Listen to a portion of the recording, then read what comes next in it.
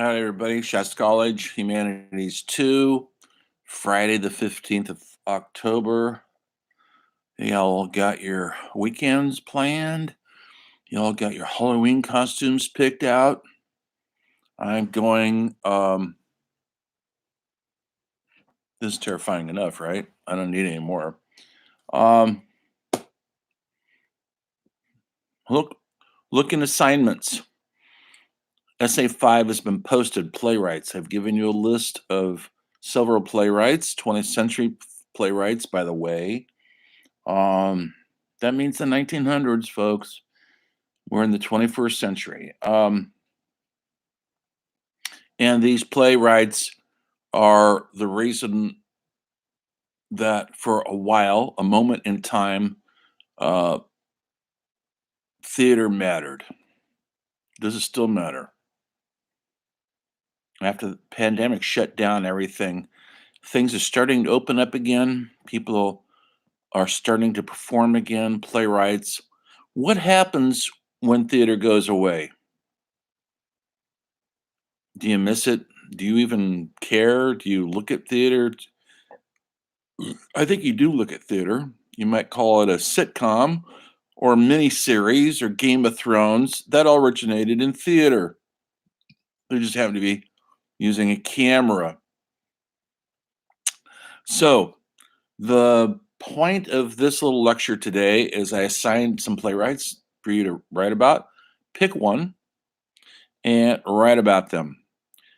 3 page, 3 to 5 page critical essay. And when I say critical essay, just don't go to Wikipedia and copy and paste their bio info.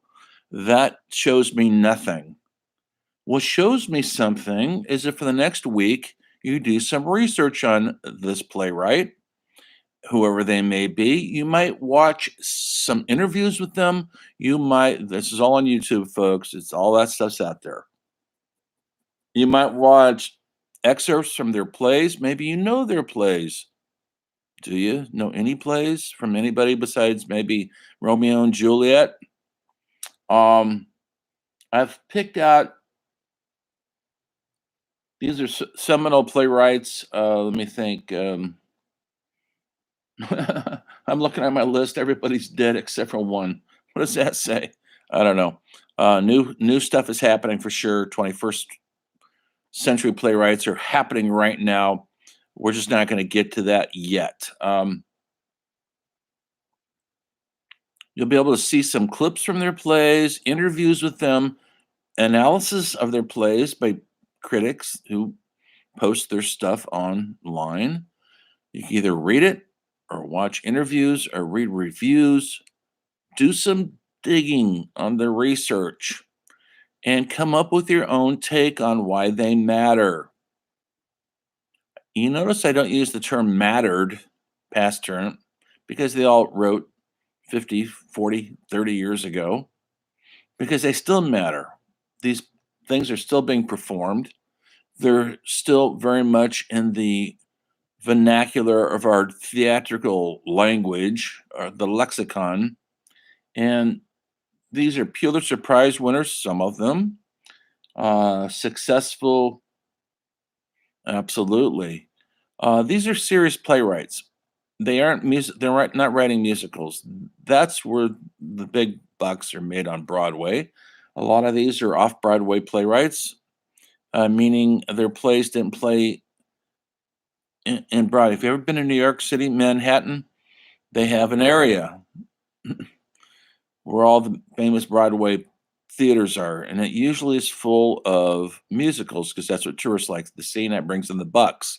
Every once in a while, a serious play will get performed there briefly because a lot of times they don't bring in the money like a big musical like Cats or a Lion King, etc. So I'm just going to, from that list, pick one and do them justice by trying to figure out why they matter. You don't have to be correct.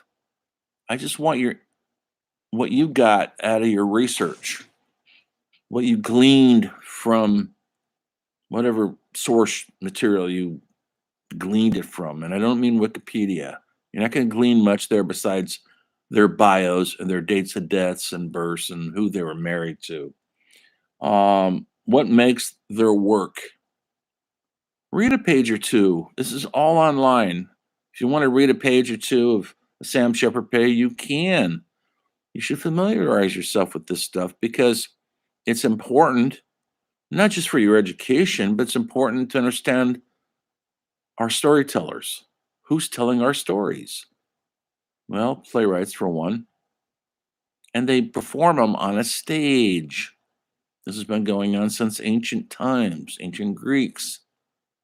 2,000 years before these playwrights are working,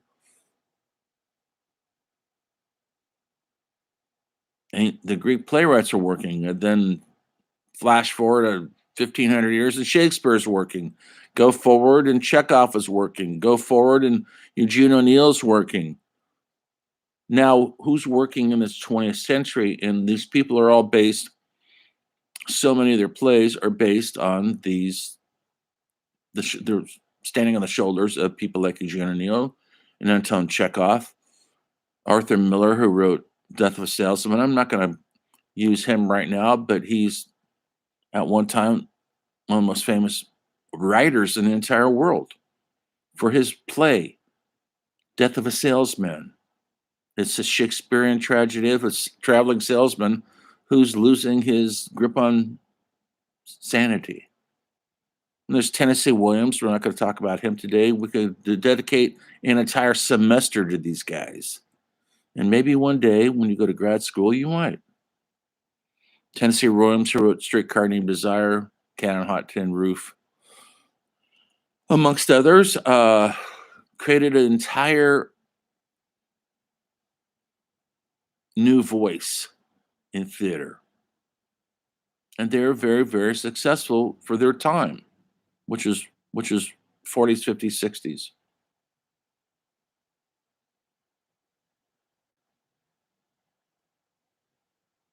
The playwrights I'm going to cover right now came after them. Edward Albee is a great example of late 20th century writing. He started writing in the early 60s around with his story, the Zoo Story, about two guys meeting in the Central Park. Albee was a famous closeted homosexual who had long running affairs with several famous people. But in those days, they had to keep it hush hush, or it could kill you, could be a career killer. But his friends and neighbors knew. Albee changed the entire landscape of theater by writing a play called Who's Afraid of Virginia Woolf? About a couple, George and Martha. He's a professor. She's the professor's wife. They're living in a Ivy League college somewhere in the northeast of the country. They're both raging alcoholics. They're both dissatisfied, and they invite the new professor and his rather naive wife over of a night of lots of drinking, lots of soul bearing, terrifying dialogue of the highest order, sex, violence, just a good evening with the folks at home. Made into a wonderful movie with Richard Burton and Elizabeth Taylor. If you know who those are, if you don't, you should, because they're wonderful in these roles.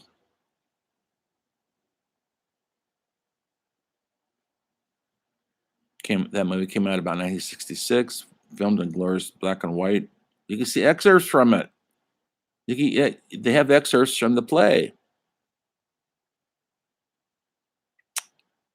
It's still being performed. People have still been copying that play. The dialogue is fast and furious and seething with angst, holding up a mirror to our hopes, our dreams, our loss.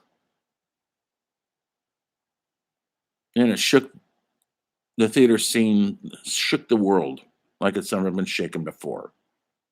Yes, he wrote other plays after that, never that strong or powerful, but he was an icon, New York City literary icon. I had the pleasure once of seeing him speak, funny and articulate and brutal. Did not suffer fools easily.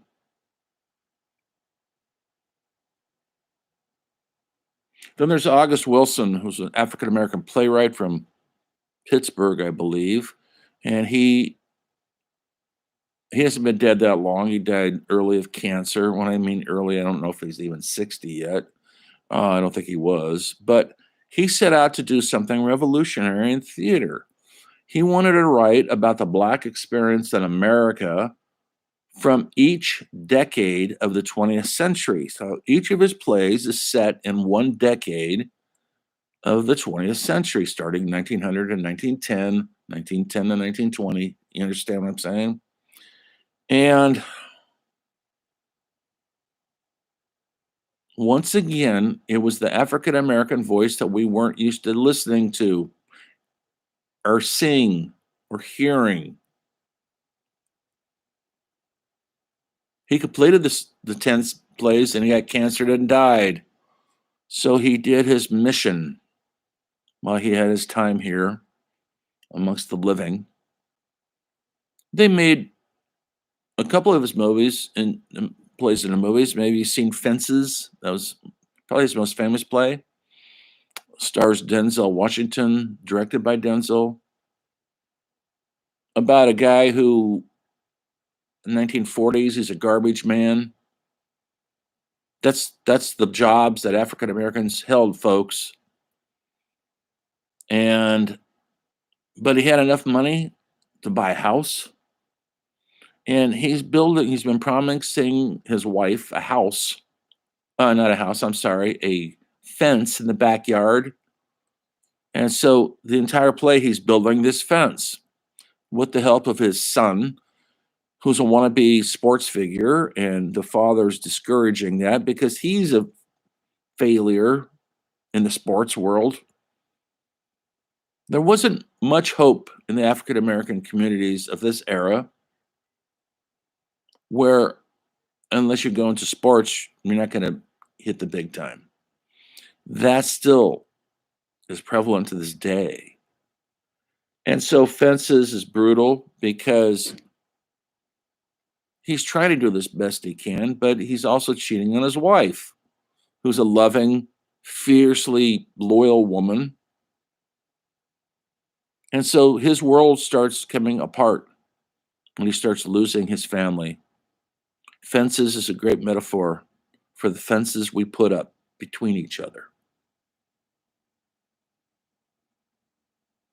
This year, another movie was made by one of his plays, from one of his plays, Ma Rainey's Black Bottom, about a blues singer from the 20s, based on a real blues singer, Ma Rainey. And it was the last role. I'm going to forget his name now.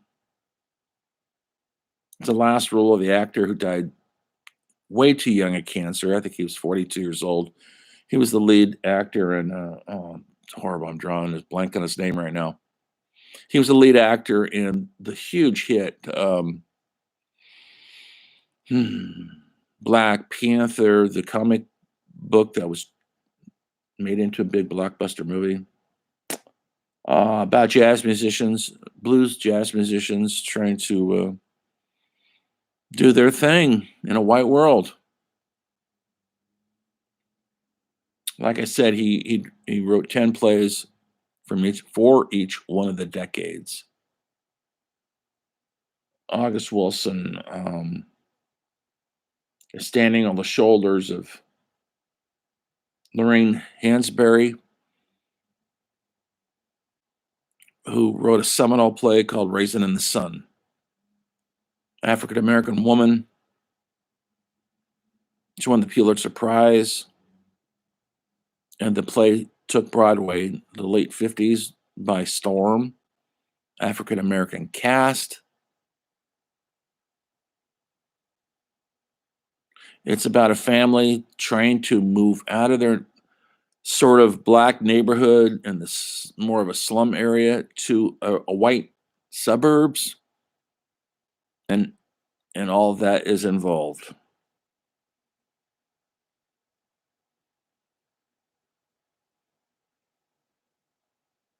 They made it into a really good movie with Cindy Portier, still being performed to this day.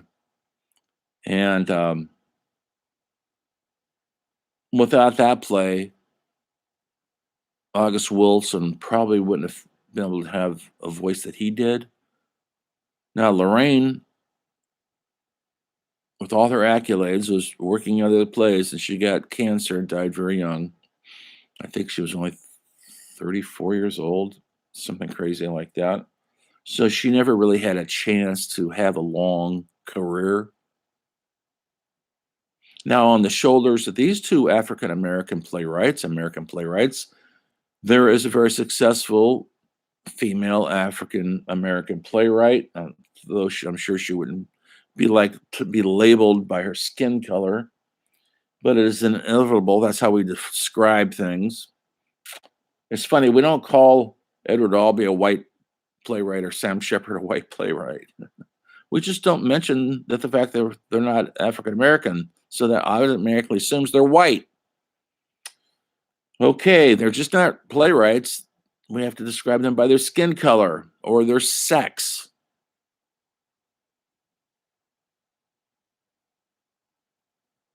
Yeah, Tory Parks, Susan Laurie, Tory Parks, Laurie Parks, I should say, has written many, many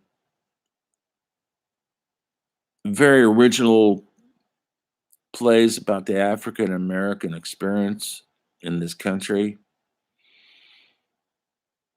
She's gone on to write screenplays for Steve Spielberg. Very, very successful. Without Lorraine Hansberry or somebody like August Wilson, maybe she wouldn't have had the voice that she did or the opportunities that she did. So everything's related. Her play Top Dog, Underdog. Just take a brief look at that. You can see it online. You can watch 5 minutes of it without looking at your cell phone to see if your friends are sending you a cute emoji or something. So actually listen to her words before you write your paper so you know what the heck you're talking about. And you're not just verbatim taking research off the internet and slapping it into your paper. I don't want to see that. You will lose points for that.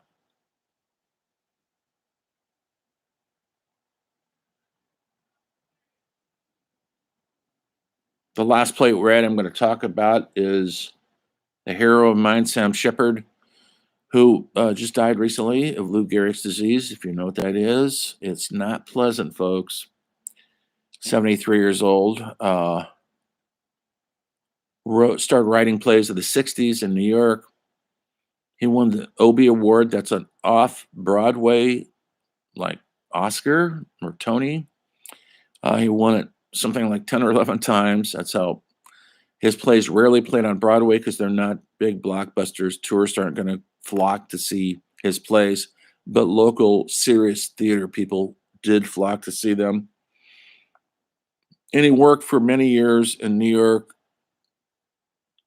at the La Mama Theater, experimental theater, where they put on avant-garde experimental plays, and his early ones were definitely that.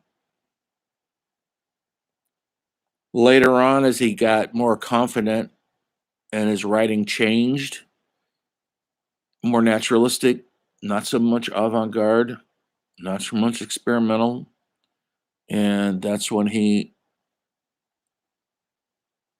wrote Buried Child, which he was won the Pulitzer Prize for that. Do you guys know what a Pulitzer is? It's the top award for literature, playwrights. Very coveted award. It means you're up against a lot of competition and very prestigious award. Later on, he wrote one of my favorite plays of all time called True West, about two brothers one living rather like a hobo and a derelict, the other one a screenwriter from Hollywood. And during the course of the play, they more or less switch places. You could go see that if we're in class right now. We'd be watching some excerpts from that. It's on YouTube. Stars the great John Malkovich and great Gary Sinise. It was a PBS presentation in late 70s, early 80s. Wonderful. They did a great job. From the Steppenwolf Theater in Chicago. Not all these plays were famous in New York. Yes, there's the Steppenwolf in Chicago. There's theaters in major theaters. Seattle, San Francisco had the Magic Theater where Shepard did a lot of his great work, like Tooth of Crime and other works. He went where he could get his stuff produced, where he was wanted. He later became an actor. You probably know him as an actor. He's in The Right Stuff, Days of Heaven, Black Hawk Down. Did you see that movie? He's the general. He later married. Well, they were never married, but they were together for over 30 years. Jessica Lange, the actress, they had a couple kids. They destroyed his old marriage, and he was never the same after that. Lots of drinking issues, lots of abandonment issues from his other family. But he still was writing plays. On and off for the last 30 years, I've lived in Santa Fe, New Mexico, months at a time, or one time 10 years. And I went out there because Sam Shepard was out there. He was living out there. He's a horse person. I was a horse person. So one time I'm out there about 5 years ago, and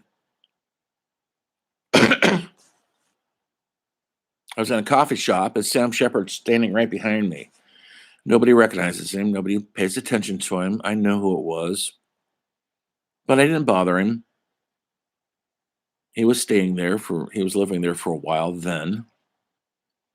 And he went to one side of the coffee shop with his coffee and his manuscript. And I was at the other end of the coffee shop. I was writing, I don't know if I was writing a play or trying to write a novel, something. You go to coffee shops to write, folks. And then you go there in hopes that someone will interrupt you and so you could talk instead of write. Anyway, I watched him in the corner. He was very concentrating. I know the play he was working on was the last plays he ever wrote before he died. And I thought, I'm in the same room and I'm writing, he's writing. I'm in the room with my hero. He was just a regular guy drinking coffee and writing in a journal, just like thousands of others have done before, except for he happened to win the Pulitzer Prize. He was married to a movie star. So look at some of their works if you can on YouTube. Most of these are on there. I don't assign anything you can't go research. If we're in class, we'd be watching the stuff in class, so I know it's out there. So it's up to you to do your research by watching and listening. Theater is all about listening and watching what's going on a stage. You could read a play and it's never going to be the same because plays need to be performed. That's why Shakespeare is so hard to read. But when you see Shakespeare, it comes alive because the actors and the directors and the lighting guys and the designers and the costumers are all bringing human life into those words that seem impossible. But they're not impossible. They're just simply doing one thing. They're telling our story. So I'll post this in a few minutes. You guys enjoy your weekend.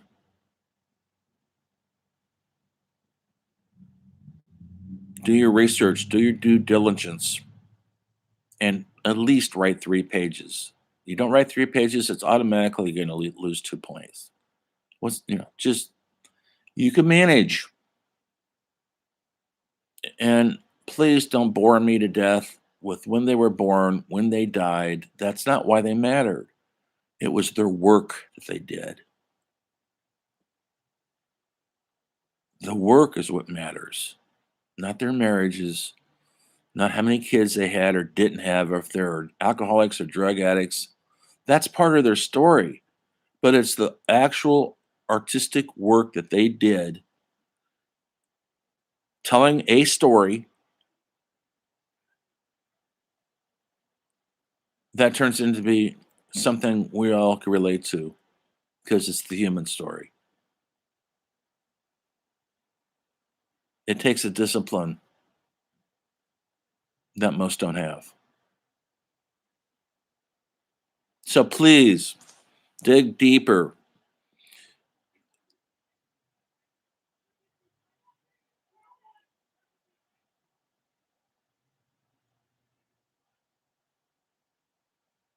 I'm being interrupted right now. I can hear my idiot neighbors across the street yelling at each other yet again in a drunken, fueled rage. That's the kind of neighborhood I live in, folks. Yelling and screaming. Domestic violence. I expect, literally, I'm not kidding, gunshots sometimes. So far, nothing's happened. Okay, so there's the playwright assignments. Go forth. We're going to be riffing our guts out for the next till school's over. I'm kind of closing the chapters on the book. We might look at some pages in the book because these playwrights aren't in the book. Old playwrights are. And I want to get you guys juiced up for the 20th century and how everything we've done up until now is coming up to that great century, the 20th century, and all the changes from literature to playwrights to films to painters, poets, dancers, the whole bit, philosophers. We're going to go into that world. So I hope you enjoy it. Hope you get something out of it. You know how to get a hold of me if you have some issues. I'll do my best to solve them. Anyway, see you next time where the story of the humanities continues.